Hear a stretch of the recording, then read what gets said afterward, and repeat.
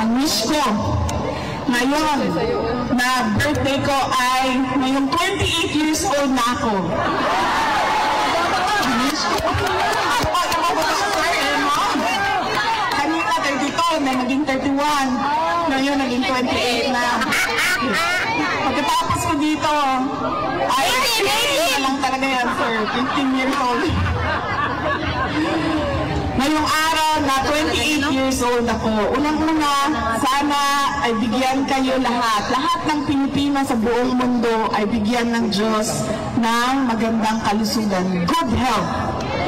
At pangalawang birthday wish ko ay sana lahat ng birthday wishes ninyo para sa akin ay ibigay din sa inyo ng Diyos. Amen!